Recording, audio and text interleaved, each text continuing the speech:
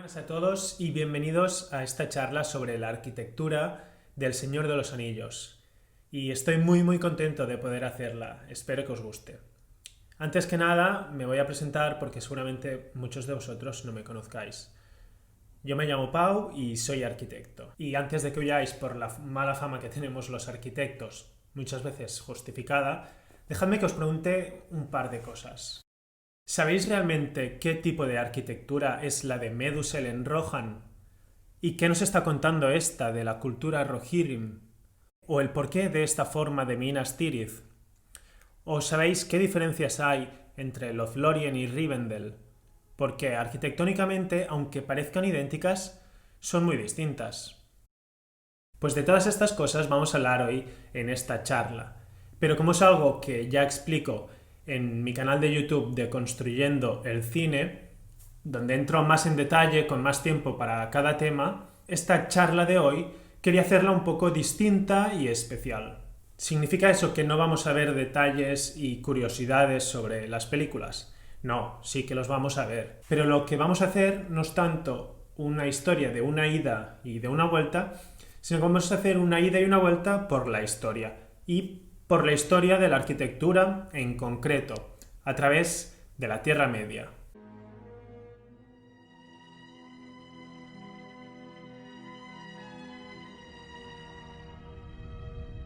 La arquitectura en el cine es muy importante y realmente es como la banda sonora, que nos puede impresionar más o nos puede impresionar menos, pero si pasa desapercibida es cuando más integrada está, cuando más encaja en la historia. Y la arquitectura nos está contando muchas cosas. En El Señor de los Anillos hay muchos estilos que acompañan a cada raza, que crean ese fondo que le da una veracidad, que nos lo aproxima a nuestra realidad y hace que lo podamos reconocer como algo familiar. Solo viendo Rohan y Gondor ya vemos que son muy distintos entre sí. O viendo una casa hobbit sabemos que les gusta la buena vida. Toda esa arquitectura nos está contando muchas cosas que tal vez ya habíais notado. No hace falta que os digan nada para ver la evidente unión entre elfos y naturaleza. Demos hoy un paseo por la Tierra Media teniendo un ojo sobre esos detalles arquitectónicos, sobre los estilos y el porqué de esa elección. Eso sí, será un viaje sobre todo a través de las películas que nos dan ese fondo visual que nos va a ayudar a entender muchas cosas, aunque algún detalle del libro vamos a ver. Como os decía, quiero hacerlo un poco distinto y me he currado dos ejes que creo que lo interesante será no tanto entrar al detalle preciso sobre ese estilo o ese otro, sino situar todo eso en su momento histórico. Si veo que esto os interesa, puedo subirlo después a Twitter para verlo con un poco más de detalle para poder hacer zoom. De estos dos ejes, uno es sobre la Tierra Media y otro eje es de la historia de la arquitectura. Vamos a comparar estos ejes y veremos qué coincide y qué no. El de la Tierra Media es bastante sencillo y lo conoceréis bien. En él he colocado al principio a Eru Ilúvatar, que crea a los Ainur. Aule crea a los enanos, que aquí seguirán la línea amarilla. Pero como ya sabéis, tienen que esperar a que los elfos despierten antes. Los elfos serán en este caso la línea verde. Más tarde Durin funda Khazad-dûm y durante esta misma edad de los árboles ya tenemos constancia de la existencia de orcos. Así que ya los tenemos por aquí en color rojo. Por fin, ya era hora, despiertan los hombres. Los he marcado de color gris. Pasan muchas cosas, pero aquí tengo que hacer un salto ya a la segunda edad, cuando los Edain llegan a Númenor. Sauron crea Barad-dûr, Galadriel emigra a Lórien, Elrond llega a Rivendell. Bueno, un seguido de cosas que ya conocéis y van formando la Tierra Media que conocemos y todas las ciudades se van conformando.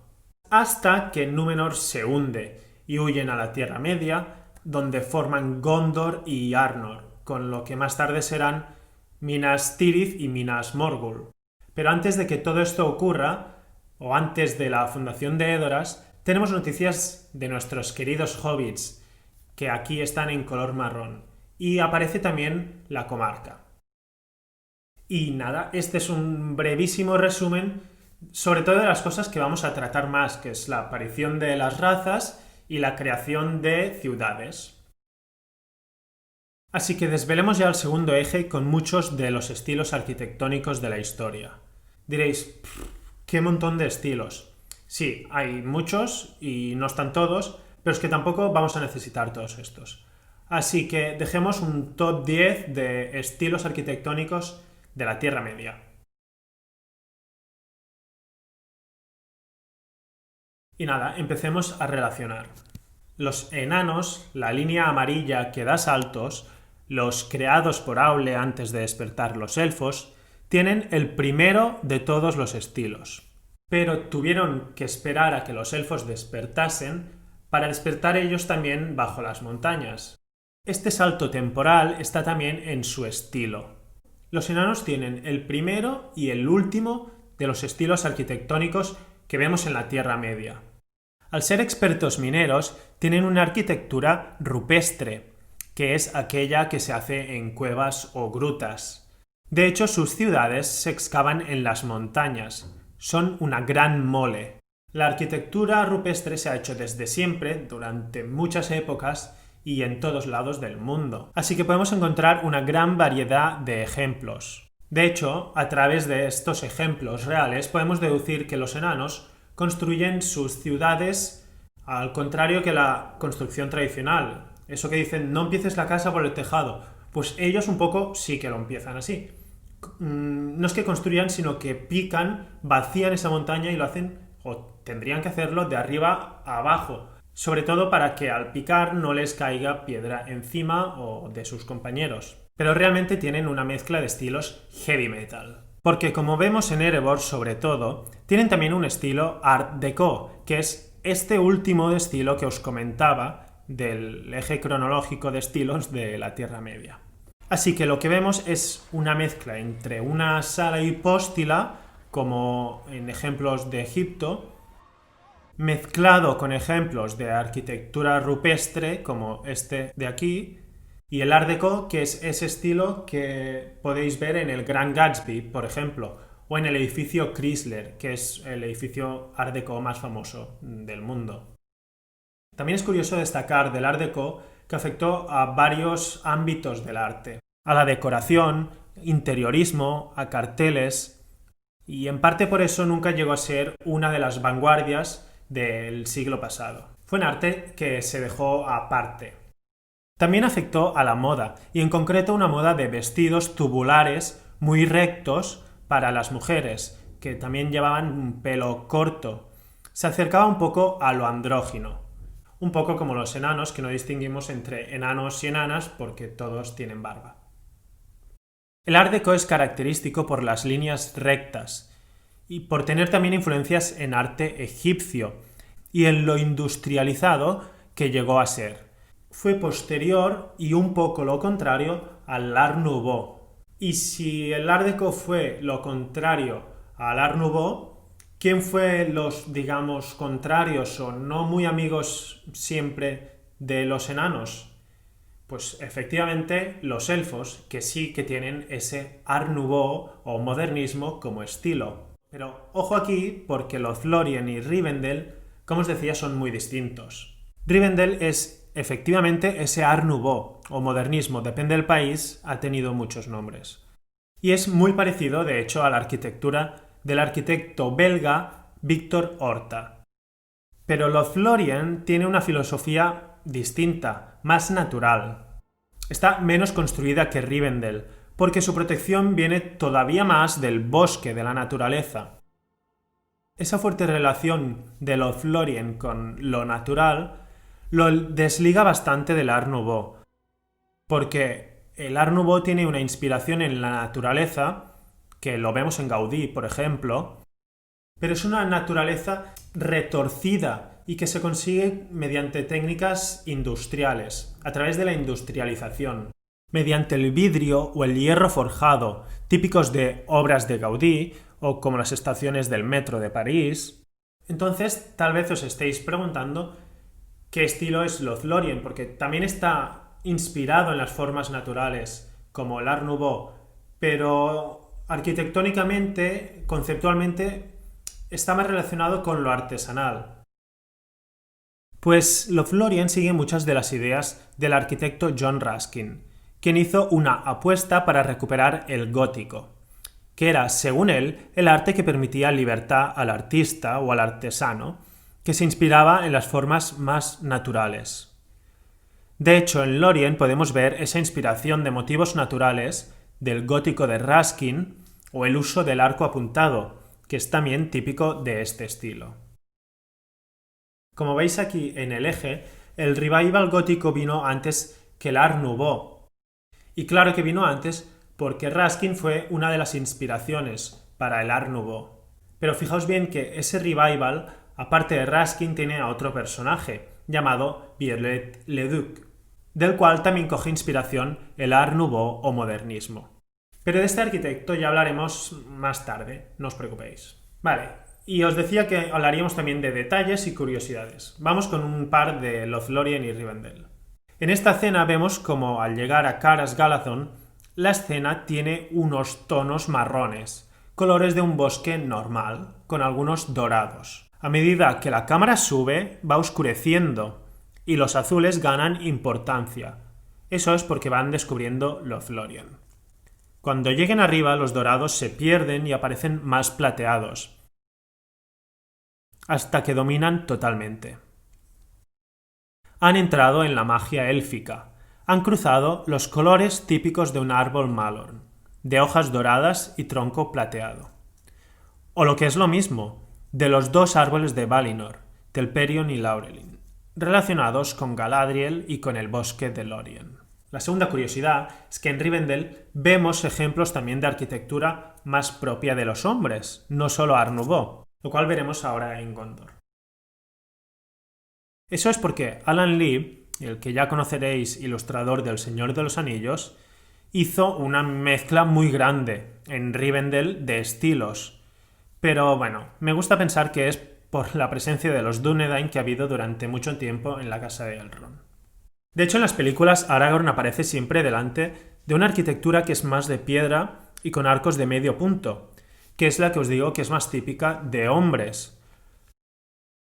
Lo cual no significa nada, es seguramente una casualidad, pero ahí está el detallito. La arquitectura que conocemos nosotros como Art Nouveau sí que puede tener elementos parecidos, pero intentaba alejarse de estos elementos más típicos de otras épocas, porque lo que quería era romper con el arte, con la arquitectura, con los estilos anteriores.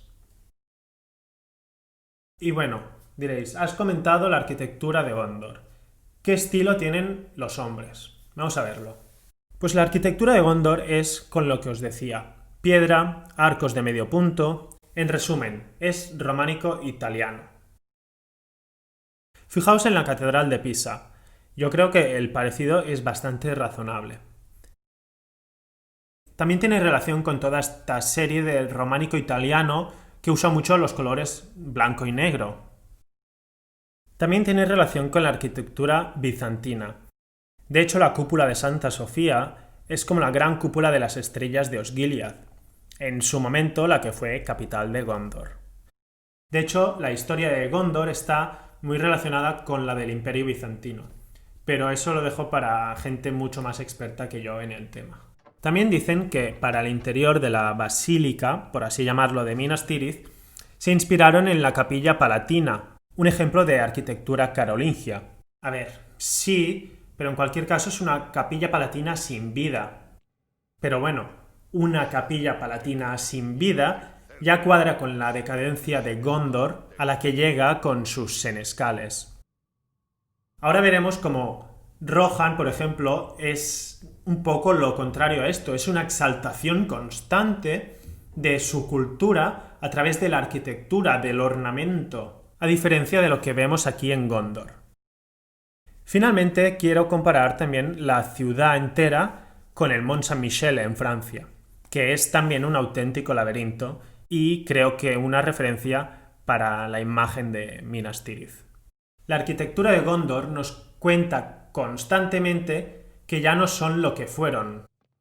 Es un recuerdo al pasado glorioso, con ese trono del rey que conservan vacío, Hay muchas curiosidades que lo cuentan, pero no tengo el tiempo para todas. Así que veremos algunas. Por ejemplo, esto que vemos aquí, y que aparece también parecido en Minas Morgul, es un recuerdo del pasado marítimo de lo que una vez fueron, de los Númenóreanos, y es una gran quilla de barco. O por ejemplo también podemos ver cómo la corona de Gondor aparece en los merlones de la muralla. A pesar de esa decadencia de Gondor, en los libros se cuenta cómo Minas Tirith es reconstruida y es un proceso que se hace con la ayuda de todas las razas. Simboliza esa unión. Solo juntos son capaces de recuperar esas risas que se oían en la ciudad. Con la ayuda de los árboles y pájaros élficos, o de la reconstrucción de calles o la puerta de Mithril con los enanos. Para que nos entendamos, es como si su pasado glorioso hubiese sido aquí durante el románico y siguieran encallados allí a día de hoy, hasta que con Aragorn como rey entran todas las razas y aportan algo cada uno. Abren su visión del mundo, también a nivel arquitectónico. ¿Pero por qué es tan diferente la arquitectura de Gondor y la de Rohan? Realmente no es una pregunta muy difícil, sencillamente porque tienen historias y culturas distintas. Y si la arquitectura de Gondor nos está contando lo magnificentes que fueron y su decadencia actual, su vivir en base al pasado glorioso, su obsesión por el legado y construir por eso en piedra, Rohan nos habla de otra cosa, nos habla de su cultura ecuestre. Construyen en madera, pero para su edificio más importante, Medusel, la cubierta no la hacen de madera, cuando lo podrían haber hecho. Fijaos, por ejemplo, en estos ejemplos de arquitectura vikinga. Se usa este tipo de madera para la cubierta. Pero no, en Rohan, la cubierta de Medusel la hacen con paja dorada, en referencia a los caballos, que encontramos mucho más evidentes en cualquier decoración que veamos en Edoras. Es una exaltación continua, incluso obsesiva. El tipo de construcción de Rohan es muy parecido realmente a lo que os enseñaba antes, a las construcciones vikingas. Pero aquí está bien saber que Tolkien se inspiró en los anglosajones, que tenían también un estilo parecido, con halls de madera como este. De hecho, Tolkien los basó sobre todo en el mayor poema anglosajón que se conserva, en Beowulf. Y de hecho, la escena en que Gandalf y compañía llegan a Medusel, podemos ver algo de esto. Fijaos como antes de llegar, Medusel está oscuro, sin brillo. No vemos ni el dorado típico ni las muestras de la cultura Rohirrim que os comentaba. Esto ocurre mientras Theoden está bajo el control de Saruman. Es un Medusel pálido, como su rey. Cuando Gandalf lo libere, el rey recuperará su aspecto. Y el palacio, su arquitectura, recupera también su esplendor y su color dorado, así como su vida. ¡Salve a los victoriosos caídos! ¡Salve! ¡El pueblo que nos vio nacer! ¡El pueblo que nos vio nacer! Y esta misma escena nos lo relaciona directamente con el poema de Beowulf. En el poema, el héroe llega al palacio para liberar al rey danés del monstruo Grendel, y la Guardia Real le para hacer dejar las armas. Es un fragmento del poema que tiene incluso frases muy idénticas en este momento en la obra de Tolkien. En general, en Rohan, como os decía, construyen en madera, pero es una madera que saben que no perdurará, porque ellos no tienen el tiempo que tienen los elfos para dejar crecer árboles durante, 200 años y construir con madera noble y trabajarla, para aprender de la naturaleza y estudiarla. No, Rohan, cuando tiene que construir para la posteridad, lo hace en piedra, y eso lo dedican a sus monumentos funerarios. Los anglosajones tienen un estilo anterior al normando, que es como nuestro románico. Eso nos muestra que Rohan es un poco menos evolucionado que Gondor, cosa que ya podíamos intuir al ver que unos construyen en madera y otros en piedra. Del estilo anglosajón se conservan muy pocas construcciones, precisamente por el hecho de construir en una madera que no perduraría mucho. Algunas de ellas son cementerios. De hecho, son como los de los Rohirrim, en montículos. Volvamos al eje. Tanto en el caso de Rohan como en el de Gondor, vemos que su relación tiene un sentido en cuanto a evolucionados, pero no acaba de encajar con nuestra realidad. Vemos que los elfos llegan mucho antes, pero tienen un estilo más nuevo. Aunque bueno, cabe decir que tanto en el caso de Rivendell con el Art Nouveau o en el de Lothlórien con el gótico de Raskin, tiene influencias celtas. Igual que las tiene también, por ejemplo, Invernalia en Juego de Tronos. Eso ocurre porque nosotros ya asociamos eso con culturas ancestrales, que nuestro imaginario colectivo tiene entendido esos ornamentos o motivos decorativos como algo antiguo y ligado a la naturaleza y a lo místico. Y de hecho esto sí que sería anterior a lo románico y a lo anglosajón. Y bueno, de momento hemos hecho ya un buen repaso a hombres, elfos y enanos, pero nos faltan dos. Así que vamos ya a hablar de nuestros queridos hobbits. Los hobbits han habitado y cultivado las 4 cuadernas de la comarca, muy satisfechos de ignorar y ser ignorados por el mundo de la gente grande. Todos sabemos que los hobbits tienen una fuerte relación con la naturaleza, con las cosas que crecen, como dice Bilbo. Pero a lo que nuestros corazones realmente se inclinan es a la paz, la tranquilidad y al diligente cultivo de la tierra. Los hobbits comparten el amor por las cosas que crecen. Así que no podían tener un estilo muy lejano al de los elfos, porque son los que también tienen mucha relación con la naturaleza. De hecho, es tan poco lejano que el estilo de los hobbits en nuestra realidad a veces se puede confundir con el Art Nouveau o el gótico de Raskin. El exterior de las casas de la comarca es algo parecido a estas casas típicas de Islandia. Pero creo que es más de interés dejar esto y tratar los agujeros como los de Bilbo por dentro.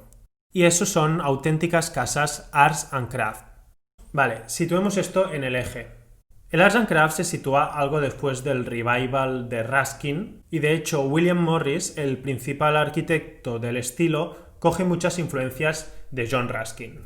Como lo importante de lo artesanal, la recuperación de los oficios, la influencia de la naturaleza que se aplicará a muebles, a tapices, alfombras, pero se sitúa también antes que el Art Nouveau. El Art Nouveau coge también influencias del Arts and Craft. A estas alturas yo ya me pregunto de qué no ha cogido influencias el Art Nouveau. William Morris fue un arquitecto, novelista, traductor, editor y un larguísimo etcétera. De hecho, fue una muy gran influencia para Tolkien, porque esto lo sabemos que al ganar un premio en Oxford se gastó el dinero de ese premio en comprarse 3 novelas de William Morris. En una de las novelas de Morris aparece un personaje llamado Gandalf, pero no nos vamos a hacer ilusiones porque sabemos que el nombre de Gandalf viene de otro sitio. Personalmente creo que es muy lógico que Tolkien les dé a sus queridos hobbits esa idea que él tenía de cómo tenía que ser Inglaterra, una sociedad preindustrial por la que abogaba Morris. No podía dar ese estilo a cualquiera, de hecho a nadie más de la Tierra Media aparte de los hobbits. Fijaos en estos ejemplos de arquitectura Arts and Craft y comparémoslo con ese cuidado, esa meticulosidad e influencias naturales del interior de la casa de Bilbo.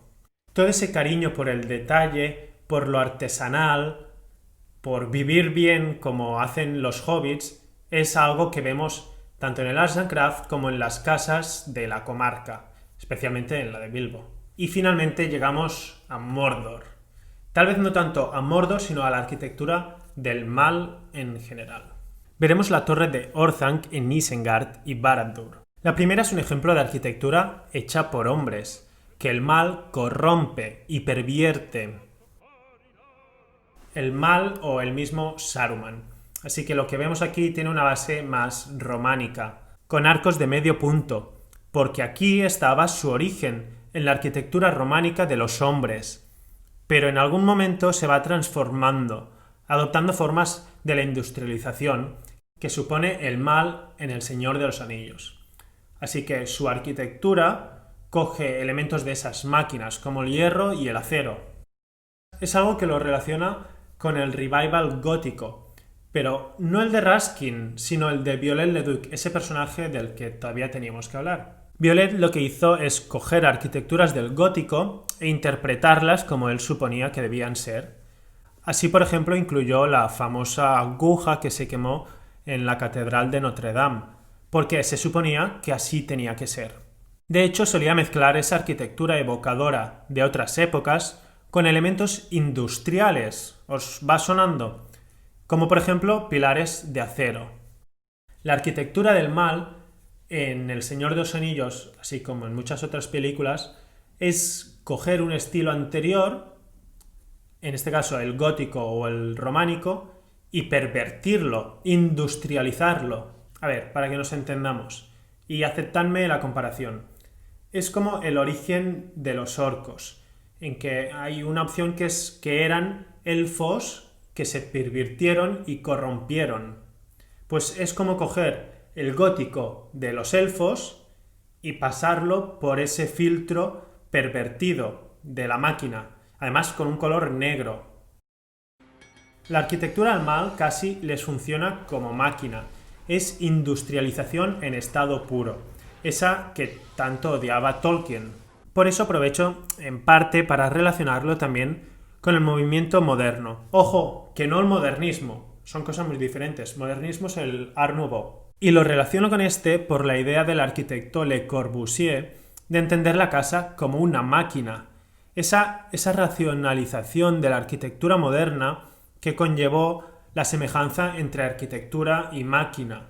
Y aunque el blanco y las formas tan puras de Le Corbusier no pueden ser más distantes de Barad-dûr, tienen la máquina como elemento común. Como veis, por aquí en el eje hay una acumulación de estilos muy desigual. Es verdad que el estilo Art Deco no es algo que apuntase Tolkien para los enanos. Ni siquiera apuntó algo parecido al Art Nouveau para los elfos, aunque la relación era bastante fácil. De hecho, el mismo Tolkien tiene dibujos muy al estilo modernista y podemos asumir que fue cierta influencia para él. Y es que Tolkien nació por aquí, en 1892, así que se empapó de todo esto. Era su mochila de referencias y las abocó a sus escritos. Su amado Beowulf, del que hizo incluso alguna conferencia, el Arts and Crafts de su gran referente William Morris, el gótico de Ruskin o el Art Nouveau que vivió en directo.